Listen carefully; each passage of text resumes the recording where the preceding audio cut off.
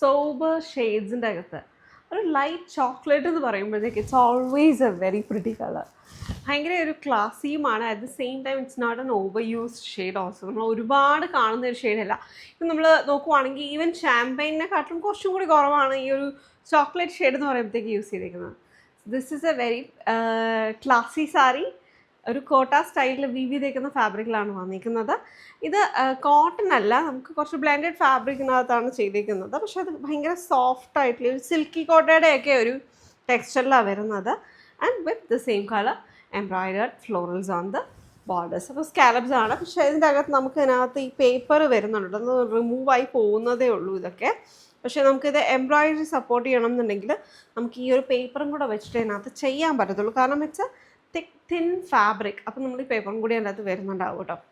കൂടുതലും നമ്മളിത് ഒരു പ്ലീറ്റഡ് ആയിട്ടുള്ള ലുക്കിലൊക്കെ വെയർ ചെയ്യുകയാണെന്നുണ്ടെങ്കിൽ നല്ലതാണ്. ആൻഡ് ബ്ലൗസ് സെയിം തന്നെയാണ് കേട്ടോ വന്നിരിക്കുന്നത്.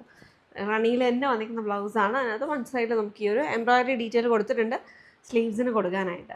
അപ്പോൾ കോൺട്രാസ്റ്റ് ബ്ലൗസസ് വേണമെങ്കിൽ ഇതിൻ്റെ കൂടെയൊക്കെ പെയർ ചെയ്യാം. ഇല്ല എന്നുണ്ടെങ്കിൽ ഇപ്പോൾ ഒരു maybe like if you like golden kind of tone, പക്ഷേ it should just match properly. ചില ഗോൾഡ് ഭയങ്കര ബ്രൈറ്റ് ആയിപ്പോവും. അങ്ങനെയുള്ള രീതിയിലൊക്കെ നമുക്ക് ഇതിനെ പെയർ ചെയ്ത് കഴിഞ്ഞാൽ നല്ലൊരു ഒക്കേഷണൽ വെയർ ആയിട്ടൊക്കെ യൂസ് ചെയ്യാനും നല്ലതാണ്. ഒരു സെമി ഒക്കേഷൻ, ഇറ്റ്സ് നോട്ട് ഭയങ്കര ഗോഡി ആയിട്ടുള്ള ഒരു ലുക്കൊന്നും അല്ല, പക്ഷെ സോബർ ഷെയ്ഡുമാണ് കേട്ടോ. It's in budget range as well. Check it out. ആൽകൾച്ചർ കോട്ടൺ.